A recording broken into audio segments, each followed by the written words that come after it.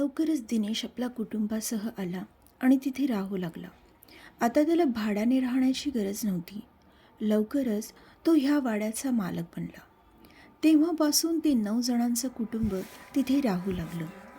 आधीचे काही दिवस तर सामान लावण्यातच निघून गेले, कारण नाही म्हटलं तरी 7 मुलांचे कपडे, किचनचं सामान, त्या व्यतिरिक्त इतरही सामान होतंच. हळूहळू ते सर्वजण नवीन घरात रुळू लागले.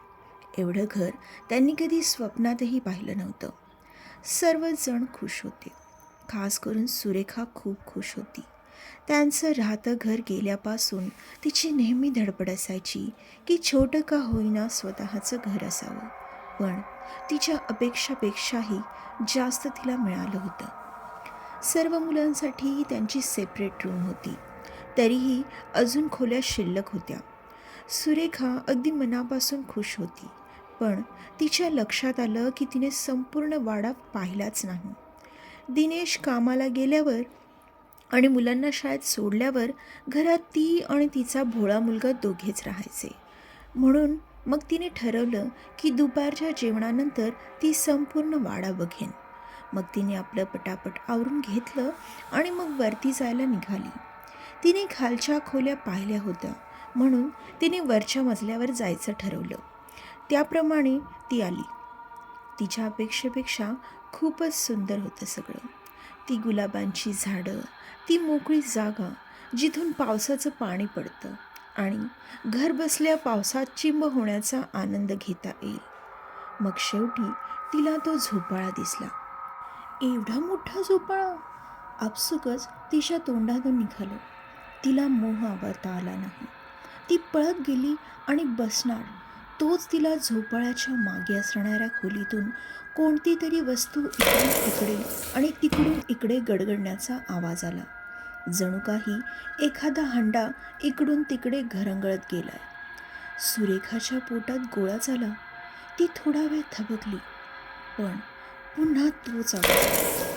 घाबरत घाबरतच तिने विचारलं, कोण कोण आहे तिकडे? तिकडून आवाज आला, माझ्याकडे एक हंडा आहे जो सोन्याने भरलेला आहे. तो तुला मिळू शकेल. पण काय? सुरेखा म्हणाली. तेवढ्या तिला आपल्या त्या भोळ्या मुलाचा म्हणजेच जयचा आवाज आला आणि मग ती तिथून निघून गेली. काही वेळानंतर ती कामात असल्याने सगळं विसरून गेली. पण रात्री झोपताना पुन्हा तिच्या डोक्यात त्या आवाजाचा विचार आला. तिने विचार केला, तो आवाज कोणाचा होता?